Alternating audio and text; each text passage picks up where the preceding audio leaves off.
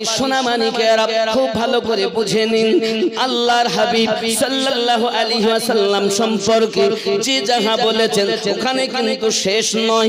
এখন আপনি যদি বলেন আমারও দুটি হাত ছিল, আমারও দুটি হাত, নবী পাকের দুটি হাত মোবারক, আমাদের হলো হাত আর আমার নবী পাকের হলো হাত মোবারক। হে বাবাজি আমার নবী পাকের হলো উংলি মোবারক। আমরা যদি আঙ্গুল তুলি, হুজুর বারবার আঙ্গুল তুলবেন না, খারাপ লাগে, আঙ্গুল নামিয়ে কথা বলবেন। সামনে কথা বলছি, বাবা ওরকম কিছু কেন, বারবার আঙ্গুল তুলি কথা, আঙ্গুল নামাই কথা বল। আমরা যদি আঙ্গুল তুলি সম্মুখের ব্যক্তি রেগে যাবে, আর আমার আপনার নবী যদি আঙ্গুল উংলি মোবারকা তোলেন আকাশের চাঁদ দুভাগ হয়ে যাবে।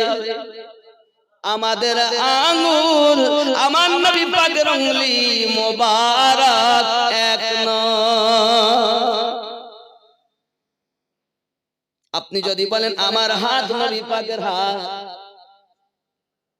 আব্বা আমি হাত তুললে কবুল হতে পারে নাও, কিন্তু নবী যদি হাত তোলেন ডুবন্ত সূর্য পুনরায় আসরের টাইম হয়ে যাবে। আপনি বলছেন আপনার আঙ্গুল আছে, নবী পাকের আঙ্গুল মোবারক। হে বাবাজি আপনি জানেন না বাবা, আমার নবী পাকের 5টি উংলি মোবারক। সাহাবায়ে কেরাম জিহাদের মাঠে গিয়েছেন, জিহাদের মাঠে পিপাসায় অস্থির হয়ে গেছেন, পিপাসায় কাতর হয়ে গেছেন। প্যারা নবী নূরুন আলা নূর নবী সাল্লাল্লাহু আলাইহি ওয়াসাল্লামের কাছে, হুজুর পিপাসায় কাতর, কোন পানির ব্যবস্থা কি নাই? প্যারা নবী বলেন কোথাও থেকে একটু পানির জোগাড় করো। হঠাৎ করে বাবা একটি পাত্রে অল্প পানি আপনার কিনা জোগাড় করে নবী পাকের কাছে আনা, মুশকি যায় করে পানি আনা হলো।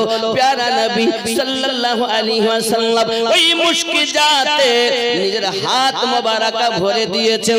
নবী পাক বলছেন আপনাদের যাদের কাছে যা পাত্র আছে সব আপনারা ভরে নেন। প্যারা নবী সাল্লাল্লাহু আলাইহি ওয়াসাল্লামের মুশকি যাতে হাত মোবারকা ভরার সাথে সাথে 5টি আঙ্গুল দিয়ে পানি জারি হয়ে গেছে।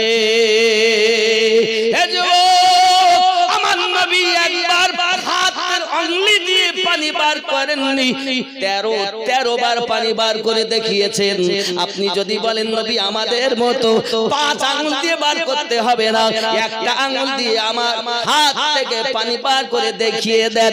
নবী আমার হাত দিয়েছেন পানিতে, আর দমকালের মতো পানি বার হতে লেগেছে। 1400 সাহাবী পানি পান করে নিয়েছেন, পানি কম পড়ে না। খেপা কথা, নবী নেই আমাদের মতো,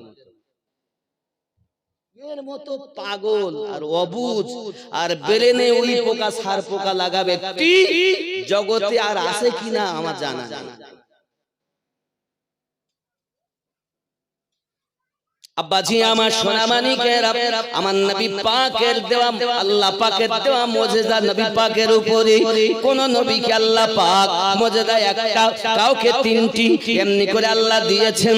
আর আমার নবী পাকের মাথা মোবারকা থেকে কদম মোবারকা পর্যন্ত মুজিজাহি মুজিজা তৈরি করে পাঠিয়েছে। আমার নবী পাকের চুল মোবারক মুজিজা, আমার নবী পাকের নয়ন মোবারক মুজিজা, আমার নবী পাকের থুতু মোবারক মুজিজা, আমার নবী পাকের লাবে দহন মুজিজা, আমার নবী পাকের পেশাব মোবারক মুজিজা, আমার নবী পাকের চলা মুজিজা, আমার নবী পাকের বলা মুজিজা, আমার নবী পাকের শোয়া মুজিজা, আমার নবী পাকের জিহাদ করা মুজিজা। আমার নবী পাক যেটা হালাল বলেছে, আমার নবী যেটাকে হ্যাঁ বলেছেন, বিধান হালাল হয়ে গেছে। আমার নবী যেটা না বলেছেন বিধান হারাম হয়ে গেছে। নবী নাকি আঙ্গা মত, আঙ্গা কি বলবে? ইমানদার তো বলবে না, যার মধ্যে ঈমান আছে সে বলবে না, ঈমানবিহীন লোক বলতে পারে নাকি? বলতে আব্বা আমার সোনা মানিকেরা খুব ব্রেনের ভিতরে নিন প্যারা নবী সাল্লাল্লাহু আলাইহি ওয়াসাল্লাম হাত তুলেছেন সূর্য পুনরায় চলে এসেছে শুধু এতটুকু নয় আপনার একজন নব মুসলিম এসে হাজির ইয়া রাসূলুল্লাহ ইয়া হাবিবাল্লাহ আমি আপনাকে আপনার মুজিজা দেখতে চাই কি মুজিজা দেখবেন ও আকা ইয়া রাসূলুল্লাহ ওই যে সম্মুখে দ্বার একটি গাছ দেখা যায় ওই গাছটা যদি আপনার কদমে ঝুঁকে যায় আমি আপনাকে নবী বলে বিশ্বাস করে নেব প্যারা নবী বলে যাইয়া গিয়ে বলো ওই গাছটাকে যে মুহাম্মদ ডাক দিয়েছেন এই কথাটা যখন গাছকে যাইয়া বলা হয় গাছ ডাইনে বামে সামনে পিছনে ঝুঁকে শিকড়গুলোকে নিয়ে নেয় আব্বা আমার ডালপালাগুলো গছিয়ে এক উড়াল মেরে আমার নবীর কদমে ঝুঁকে যায় ও বাবারা মানুষ হইয়া যদি আপনি নবীকে না চেনেন গাছ হয়ে নবী চিনেছে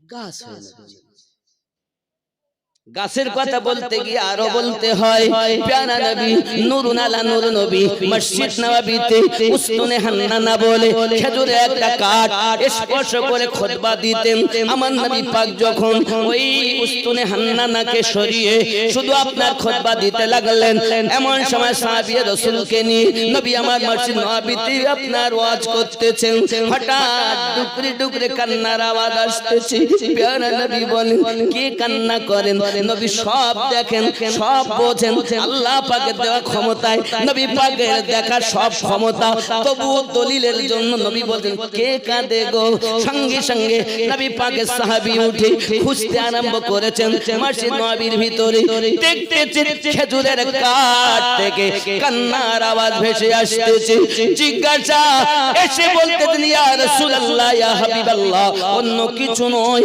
যে গাছটাকে যে খেজুরের ডালটাকে আপনি স্পর্শ করে খুতবা দিতেন ওই উস্তুনে হান্নানা কান্না শুরু করে দিয়েছি আমার নবী পাক সাল্লাল্লাহু আলাইহি ওয়াসাল্লাম সাহাবী রাসূলদেরকে রেখে আস্তে আস্তে করে উস্তুনে হান্নানার কাছে গিয়েছেন এমন সময় বলছেন নবী পাক উস্তুনে হান্নানা কাঁদিস কেন ডাক দিয়ে বলতেন নবীজি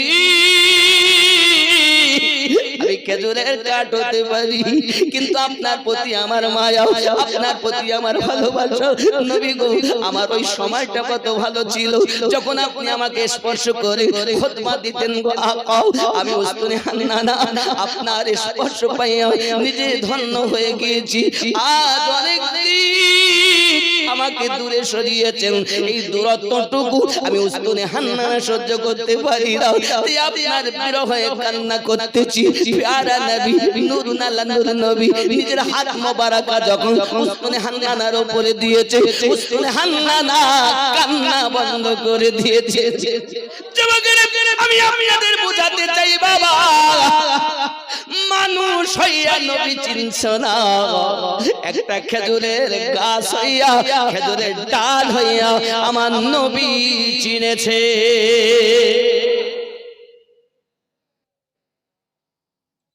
এখন যদি আপনি বলেন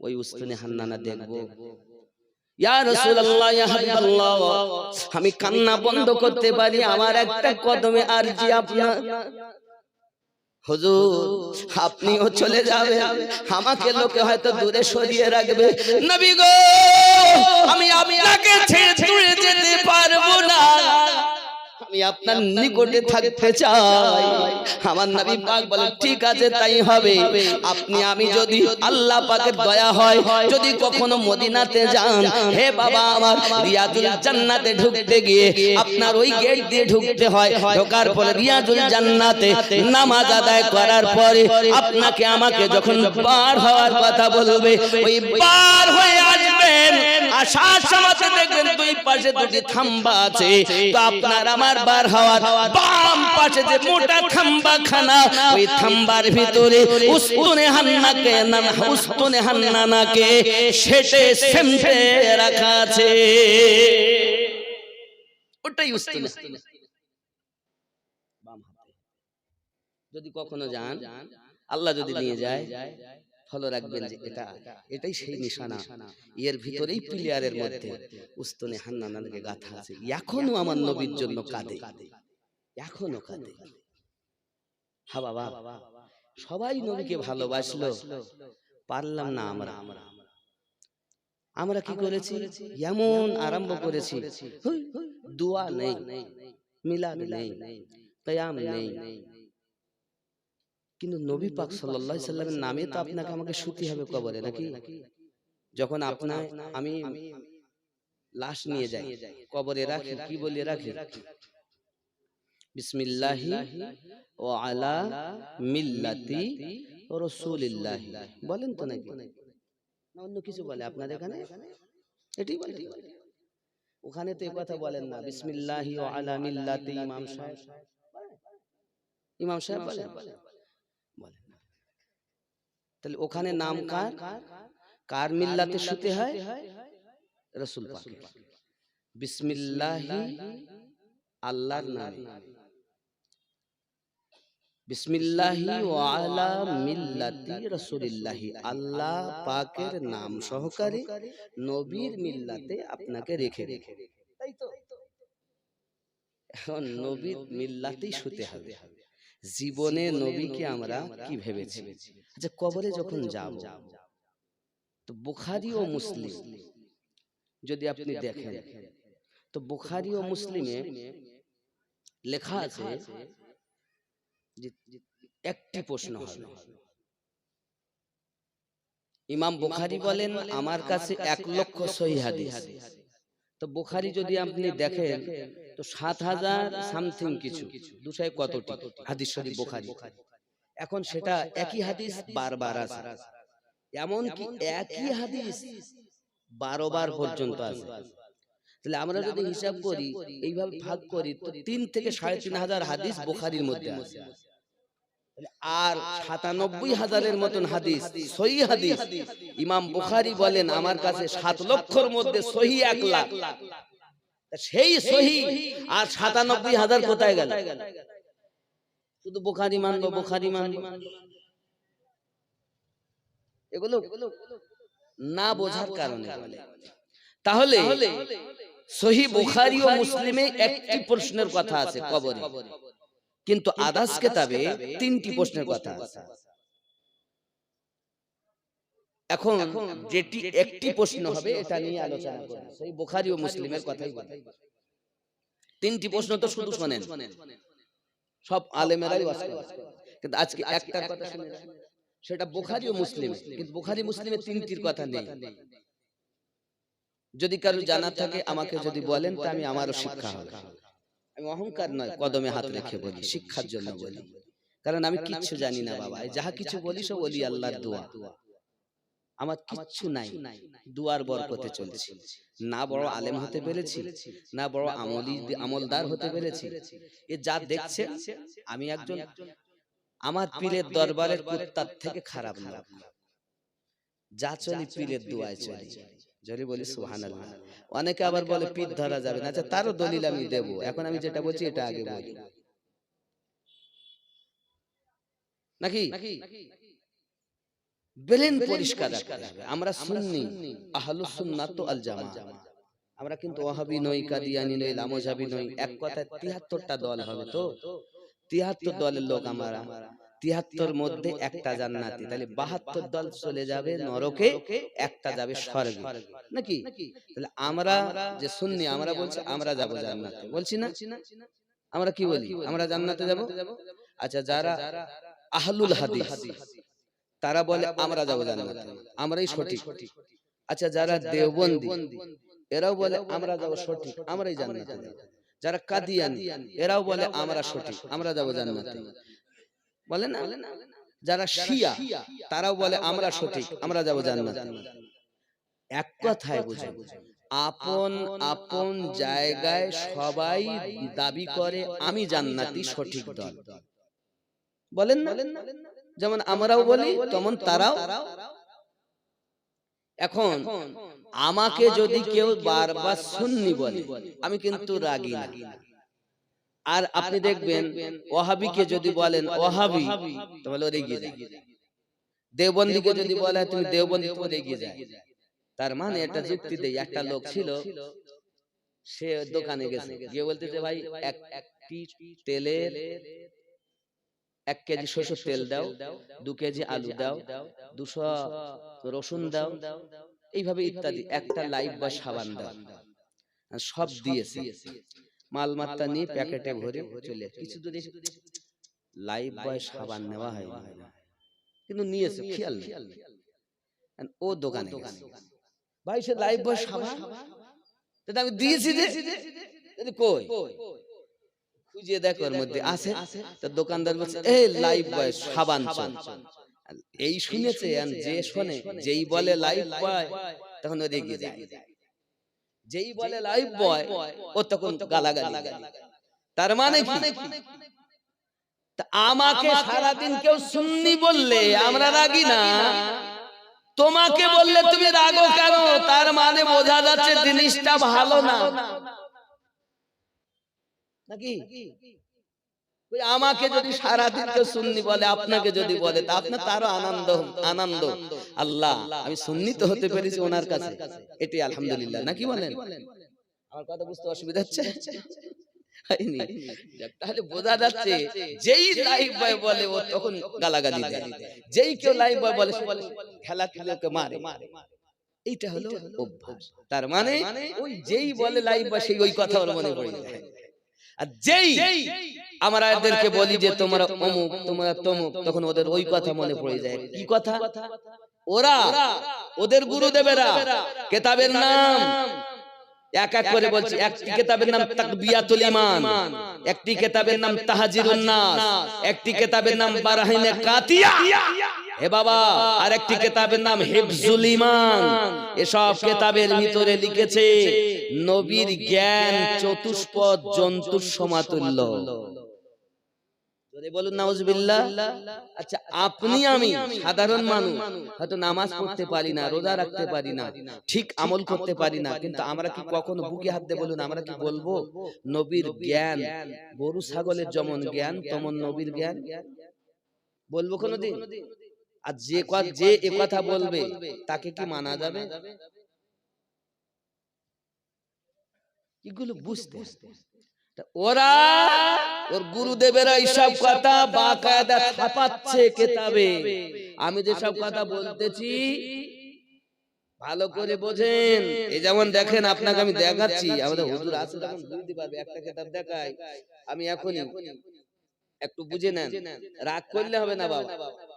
মানে বিনা দলিলে কোনো কথা বলা যাবে না, যেটা বলতে হবে দলিল সম্মত বলতে হবে, নাকি? খেয়াল করেন,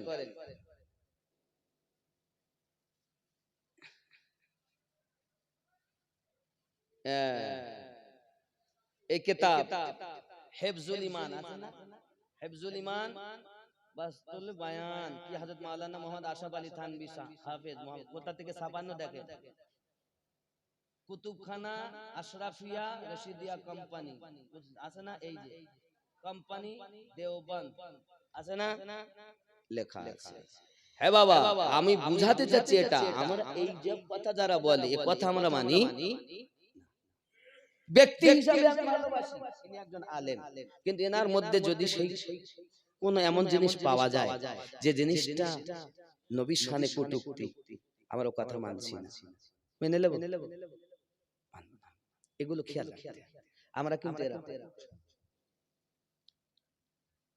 আব্বা আমার, যে কথা বলছিলাম, প্যারা নবী সাল্লাল্লাহু আলাইহি ওয়াসাল্লামকে আল্লাহ পাক এত ক্ষমতা দিয়েছেন যে নবীর মতো না আগে কেউ ছিল, না এখনো কেউ আছে, না আগামীতে কেউ, ঠিক না বাবা? নবী আমাদের মতো বলা, আর যারা বলবে তাদের সঙ্গে চলা, ঠিক কিনা? যদি বলে আমি যেমন নবী তেমন, তাহলে তার সাথে চলা। হ্যাঁ, নবী বাশারিয়াত রূপ আমাদের যেমন, আমরা নবীকে আল্লাহ এরকম রূপ দিয়েছিলেন, কিন্তু হাকিকাতে নবী আসলে কি আল্লাহ জানেন, নবী জানেন। আব্বা আমার, কারণ নবী পাক সাল্লাল্লাহু আলাইহি সাল্লামকে আল্লাহ পাক নিজে কাছে ডেকে দিদার দিয়েছেন, কোন নবীকে দেখে। একদিন তোমায় মরতে হবে।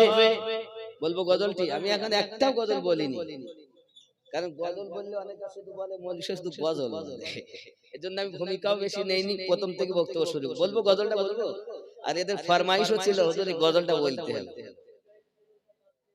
কোন গজলটা? জিবরাইলের ও ৬০০০, ওইটা ওইটা বলতে হবে। ওটা একটা গজল আছে। হ্যাঁ হ্যাঁ, একটা গজল আছে, ও নবী নবী বলে একটা আছে, ওইটা নাকি অন্যটা? ও একটা গজল আছে, জিবরাইল বলেন আমি আগে আর যাব না, এই একটা গজল আমি বলি, কিন্তু হঠাৎ হঠাৎ প্রথম ছন্দটা আমার খেয়াল আসছে না, বলবো আমি বলি, আমি নিজেই বলি, সব জিনিস সবসময় বেরোয় থাকে না, এই জন্য। তবে তার আমি এটা বলে দিচ্ছি, একদিন তোমায় মরতে হবে, তুমি ভুলে যেও না,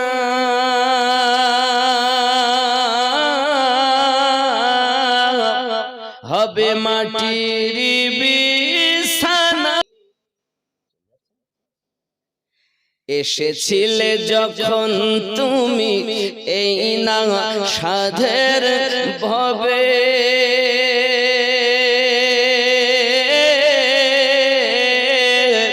কেঁদেছিলে শুধু তুমি, হেসেছিল সবে, যাওয়ার কালে হাসবে তুমি, কাঁদবে জামানা,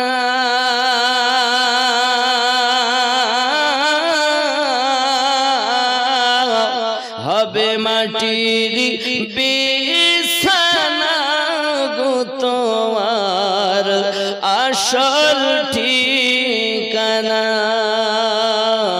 আল্লাহুম্মা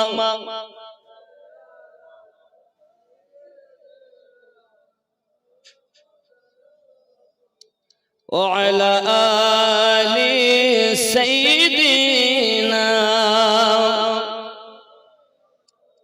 তাহলে কবরে একটি প্রশ্ন হবে, ওই প্রশ্নটা কি? মা কুনতা তাকুলু ফি হাক্কি হাযার রাজুলিন মুহাম্মাদিন সাল্লাল্লাহু আলাইহি ওয়াসাল্লাম, এই ব্যক্তি সম্পর্কে তোমার কি ধারণা ছিল? তাকুলু দুনিয়ায় থাকাকালীন, যদি সে বলে নবী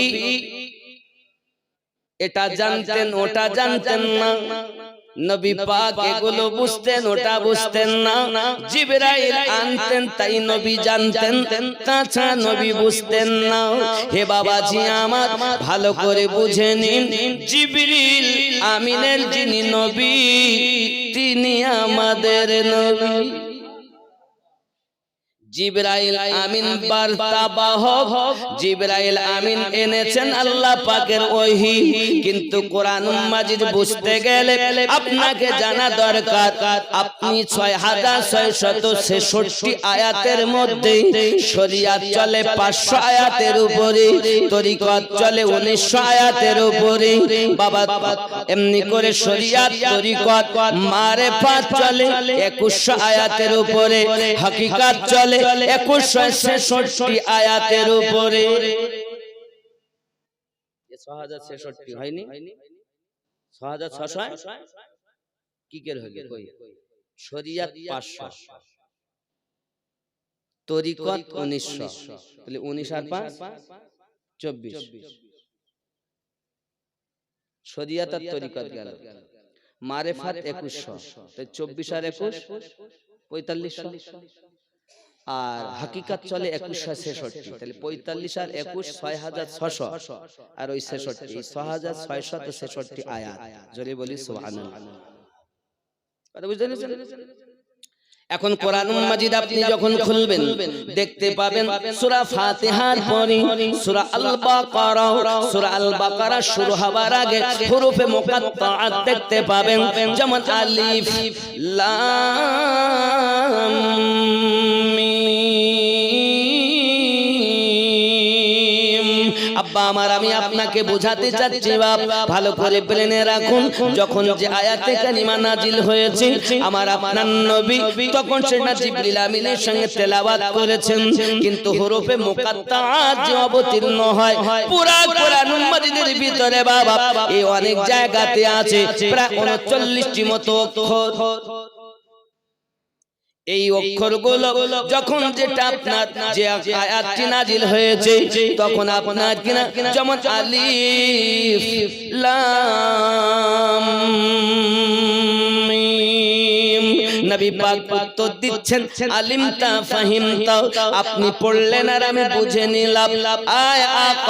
এখন জিবরিল আমিন যখন আবার বললেন যালিকাল কিতাবু লা রাইবা ফীহি, নবী পাক তখন তেলাওয়াত করতে লাগলেন, কিন্তু আলিফ লাম মিমের বেলায় নবী বললেন আলিমতা ফাহিমতা, আপনি বললেন আর আমি বুঝে নিলাম। হে বাবাজি বোঝা গেল জিবরিল আমিন আপনি কি জানেন আলিফ মানে কি? বলেন লা আমি জানি না। লাম মানে কি? আপনি জানেন? বলে তাও জানি না। মিম মানে কি? জানেন? তাও আমি জানি না। ইয়াসিন জানেন মানে কি? তাও জানি না। আলিফ লাম রা মানে কি জানেন? তাও জানি না। কাফ হা ইয়া আইন সাদ কি মানে জানেন? না বলতে পারবো না। বোঝা গেল কোরআন অবতীর্ণ হওয়ার পরও জিবরিল আমিন জানছেন না, আল্লাহ জানিয়েছেন, নবী জানেন, জিবরিল জানে না।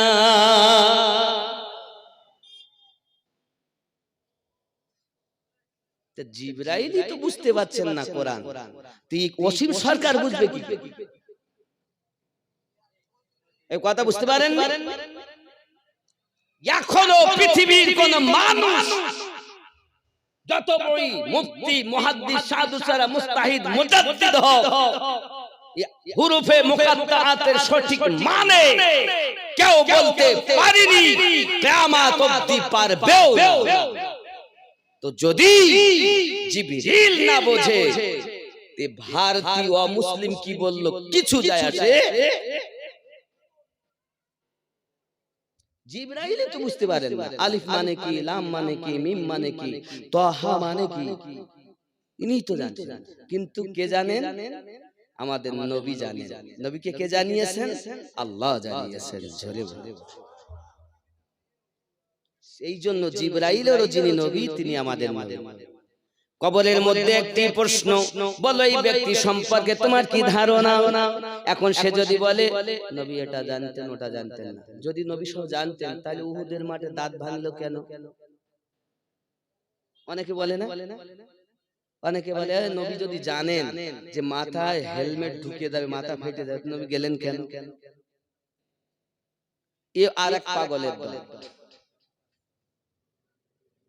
আব্বাজি আমার সোনামানিকেরা, আল্লাহর হাবিব সাল্লাল্লাহু আলাইহি সাল্লামের প্রতিটি মুহূর্ত আমাদের জন্য শিক্ষা। আল্লাহ পাক বলে লাকাদ কানা লাকুম ফি রাসূলিল্লাহি উসওয়াতুন হাসানা, तुम्हारे लिए तुम्हारे नबी की जिंदगी नमूनाए अमल है। বোঝা গেল আমার নবীর জীবনটা আপনার এত সুন্দর। বাবা দুনিয়ার কোন মানুষকে জিজ্ঞাসা করব না, নবী পাকের স্ত্রী আম্মা আয়েশা রাদিয়াল্লাহু তাআলা আনহা আপনি একবার মেহেরবানি করে বলুন আমার নবীর জীবনটা কেমন? আম্মা জান সাক্ষী দিচ্ছেন খুলুকুহুল কুরআন, আমার নবীর জীবনটাই হলো আল্লাহর কোরআন মাজিদ। কোরআন অন্য কিছু নয়, আমার নবীর জীবনের শুরু থেকে শেষ পর্যন্তটা আল্লাহর কোরআন। এক কোরআন কথা বলে আর এক কোরআন কথা বলে না। একটি হলো লিখিত পুঁথিগত, বিসমিল্লাহির রহমানির রহিম আলহামদুলিল্লাহি রাব্বিল আলামিন যালিকাল কিতাবু লা রাইবা ফীহি সায়াকুলু সুফাহাউ, এটা হলো নীরব কোরআন। আর আমার নবী হলেন বলতে কোরআন। নাকি হে যুবক, আপনি আমার নবী পাকের শানে অপমাননা করছেন, মানে আল্লাহর কোরআনকে অবমাননা করছেন। এখন আল্লাহর কোরআনকে যে অবমাননা করে তার শাস্তি আমার আল্লাহ দিবে। কারণ আম্মা আয়েশা রাদিয়াল্লাহু তাআলা আনহা বলেন, আমার নবীর জীবনটাই হলো খুলুকুল কোরআন। নবীর জীবন ব্যবস্থাটাই হলো আল কোরআন। তাহলে আপনি হিসাব করুন কি করবেন। আব্বাজি আমার সোনা মানিকেরা, আমি আপনাদের বোঝাতে চাচ্ছি বাবা, তাহলে বোঝা গেল নবী সম্পর্কে আমাদের যে ধারণা, দুনিয়ার বুকে নবীকে আমরা যদি বলি নবী সব কিছু জানতেন, আল্লাহ পাক তাকে সমস্ত নবীদের সরদার বানিয়েছেন, আল্লাহ নিজে আপনার দিদার দিয়েছেন, এমন কিছুই নাই যে নবী আমার জানতেন না। সব কিছু আল্লাহ আমাদের নবীকে জানিয়ে দিয়েছেন। এর নাম হলো পাকা ঈমানদার। যদি একবার আপনি বলতে পেরেছেন ইনি সেই যার কালেমা আমরা পড়েছি, আশহাদু আল্লা ইলাহা ইল্লাল্লাহু ওয়া আশহাদু আন্না মুহাম্মাদান আবদুহু ওয়া রাসূলুহু, যদি এই কথা বলা গেছে জান্নাতি আল্লাহ পাক আওয়াজ দেবেন আর বলবেন আমার বান্দা আমার বান্দি সঠিক কথা বলেছে, জান্নাতের দরজা খুলে দাও, কিয়ামত না হওয়া পর্যন্ত ঘুমাবে। আর যদি বলেছে নবী এটা জানতেন ওটা জানতেন, তাকুলু কি ধারণা ছিল, যেমন আমাদের মধ্যে অনেক আলেম আছে বলছে নবী এটা জানতেন ওটা জানতেন। আর সুন্নি আকীদা হলো নবী পাককে আল্লাহ সব কিছু জ্ঞান দিয়ে দিয়েছে, যা জানতেন না সব জানিয়ে দিয়েছে, কিছু লুকিয়ে নাই। ৮০,০০০ আলমের জ্ঞান, ১৮,০০০ মাখলুকাতের জ্ঞান, সমস্ত জ্ঞান আল্লাহ নবীকে দিয়েছেন। তাই তো নবী বলেছেন আমি হলাম জ্ঞানের দরিয়া, আলী তার দরজা।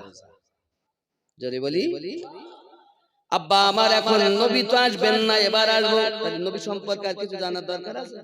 নবীর সম্মান মর্যাদা আর শেষ হবে না। টাইমও ১.৫ ঘন্টা হয়ে গেছে, এই নবী সম্পর্কে শুধু বলতে শেষ নাই। আমার নবীকে আল্লাহ পাক এমন বানিয়েছেন যার উপরে স্বয়ং আল্লাহ দরুদ পড়তেছেন।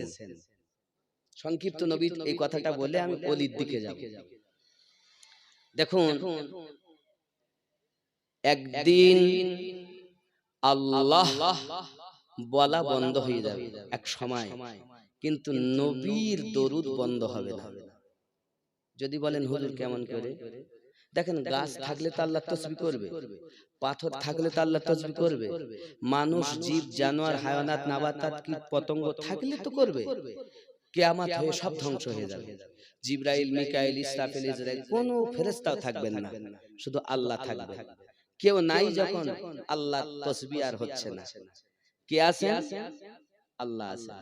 আল্লাহ কি করেন? নামাজ পড়েন, রোজা রাখেন, হজ করেন, সব থেকে আল্লাহ পাক। আল্লাহ কি করেন? আমাদের নবীর উপরে দরুদ পড়তেছেন, পড়তে আছেন, পড়তে থাকবেন। একদিন আল্লাহ বলা বন্ধ হবে, কিন্তু নবীর দরুদ বন্ধ হবে না। যিনি থাকবেন আমাদের রব, তিনি আমার নবীর দরুদ পড়তেই থাকবেন। এত বড় শান আল্লাহ আমাদের নবীকে দিয়েছেন। জোরে বলি সুবহানাল্লাহ। এই নবীকে প্রেম করুন। দেখুন, নবুয়াত কিন্তু বন্ধ, আর কোন নবী কিন্তু আসবে না। আসবে কি আমাদের নবী? এখন আপনারা কোন নবীর উম্মত? কথা বলেন, শেষ নবীর উম্মত? যদি কেউ বলে প্রথম নবীর উম্মত, হবে না? হবে না বাবা? এক কথায় বুঝুন, আমি এই যে প্রথম আর শেষ বলতে গেলে এখানে আধ ঘন্টা খেয়ে যাবে। থেকে যাক, আমি এটা বলবো না, সংক্ষিপ্ত ভাবে বলি। প্রথম যিনি, শেষে তিনি। আমাদের কথা হলো ফার্স্ট ও লাস্ট যিনি, আমাদের নবী তিনি।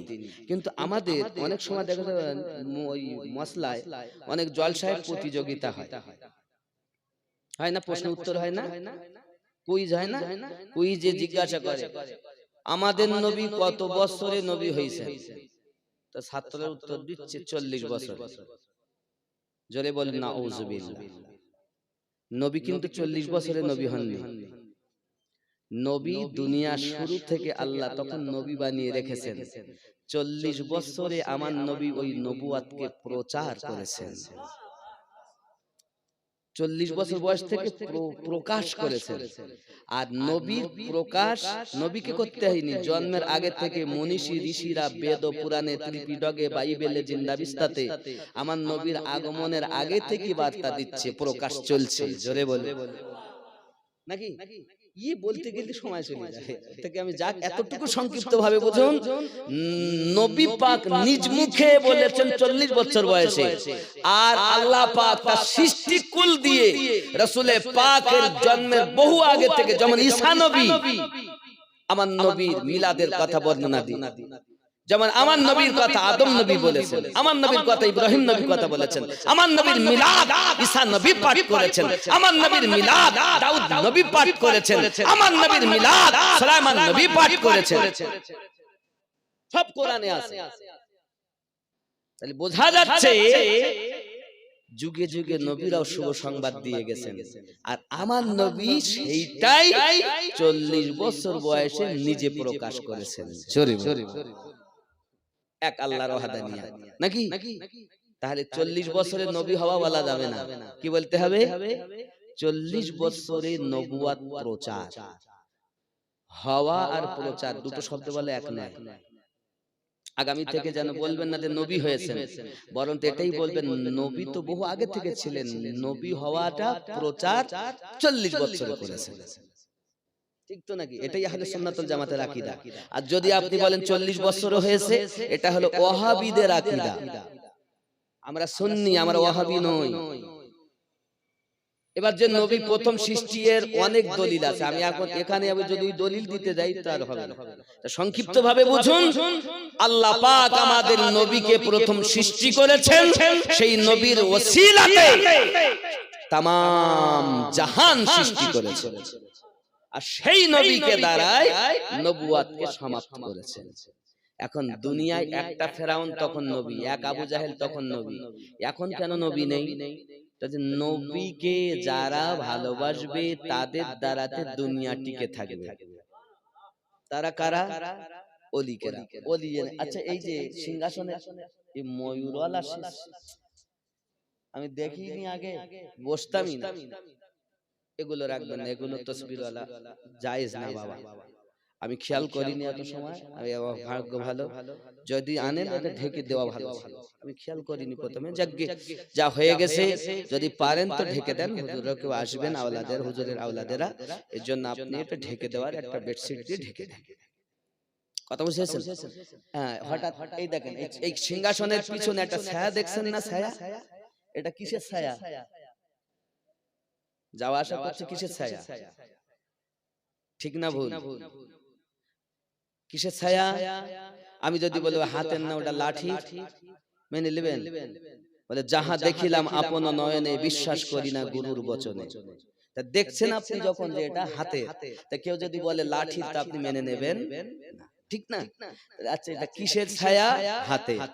আচ্ছা, ছায়াটা কি হাত? কথা বলেন।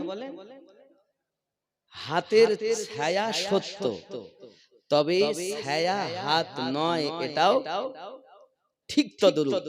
নবুয়াত বেলায়াত নয়, সত্য, তবে নবুয়াতের ছায়া বেলায়াত এটাও তেমন সত্য, যেমন ছায়া হাত নয়, সত্য হাতের ছায়া সত্য, ঠিক নবুয়াতের ছায়া বেলায়াত এটাও তেমন সত্য।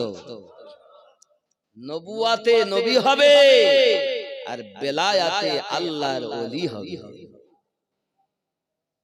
কথা বুঝতে পারেন না? নবুয়াত বন্ধ, বেলায়াত কিন্তু চলছে, চলছে না? কখনো বাগদাদে, কখনো আজমিরে, কখনো পাঞ্জাবে, কখনো দিল্লিতে, কখনো সন্দ্বীপে, কখনো বেরিলিতে, কখনো বাদাইয়াতে, কখনো ওয়াহারে, কখনো মালদাতে, কখনো মেদিনীপুরে, কখনো হুগলিতে, কখনো বসিরহাটে, কখনো হাসনাবাদে। তামাম পৃথিবীতে আল্লাহ ওলি দিয়ে ঘিরে রেখেছে। ঠিক না বাবা? বন্ধুরে বাবারে, এখন আপনি হয়তো বলবেন আমিনউদ্দিন ভাই আল্লাহর ওলিদের কাছে যাব কেন? নামাজ রোজা করব, কোরআন শরীফ তেলাওয়াত করব, হারাম হালাল বেঁচে চলবো, বাস জান্নাত। তাহলে আল্লাহকে জিজ্ঞাসা করি, আল্লাহ আপনি একবার বলুন ওলির প্রয়োজন আসেনি? আমার আল্লাহ পাক কোরআনুল মাজিদের সূরা আল কাহাফের 17 নম্বর আয়াতে স্পষ্ট করে বলেছেন, বিসমিল্লাহির রহমানির রহিম, মান ইয়াহদিল্লাহু ফাহুয়াল মুহতাদি। আমি আল্লাহ যাদের হেদায়েত দান করি তারা হেদায়েত প্রাপ্ত হয়। ওয়া মান ইউদলিল, আমি আল্লাহ যাদের পথভ্রষ্ট করি, ফালান তাজিদা লাহু ওলিয়াম মুরশিদা, পথ প্রদর্শক আউলিয়াকে মুর্শিদ রূপে পাবে না। তাহলে আল্লাহর কোরআন দিয়ে বোঝা গেল মুর্শিদ যারা পেল হেদায়েতের উপরে তারা কায়েম থাকলো, যারা মুর্শিদ পেল না তারা হেদায়েতের উপরে থাকলো না। কার কথা? আল্লাহর কথা। যদি না থাকে আমাকে ধরে, না থাকে তো আপনিও মুর্শিদকে ধরেন। সূরা আল কাহাফ আয়াত নাম্বার 17। এখন আপনি বলবেন হুজুর তাহলে আমি কেন ধরবো? আয়াতটা এখানে থাক। আচ্ছা আপনি আমি নামাজ পড়ি তো না? নামাজ পড়েন না? খুব সংক্ষিপ্ত ভাবে আমি কিন্তু ওই দিকে চলে যাবে জন্য একটু বুঝাচ্ছি, না বুঝালে আপনার ব্রেন পরিষ্কার হবে না। এখন আমরা গুনাহগার, নামাজ পড়তে দাঁড়িয়েছি, আমরা কি বলি? তাহরিমা বেঁধে আলহামদুলিল্লাহি রাব্বিল আলামিন। অর্থ সমস্ত প্রশংসা আপনার জন্য, আপনি দোজাহানের পালন কর্তা। জোরে বলি সুবহানাল্লাহ। সমস্ত প্রশংসা আল্লাহর জন্য, যিনি দোজাহানের পালন কর্তা।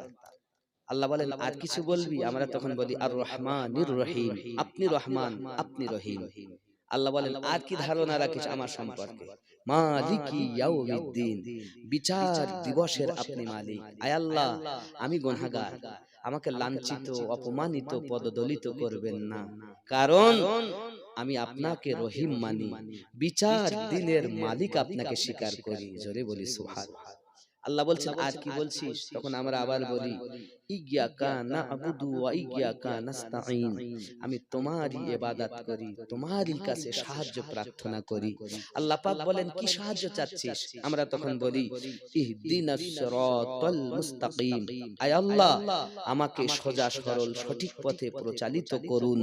সিরাতাল লাযিনা আন'আমতা আলাইহিম, যাদেরকে আপনি পুরস্কৃত করেছেন। গায়রিল মাগদুবি আলাইহিম ওয়ালাদ-দাল্লিন, তাদের পথে নয় যারা অভিশপ্ত হয়েছে, লানত প্রাপ্ত হয়েছে। তাহলে আল্লাহর কাছে আমরা কি চেয়েছি?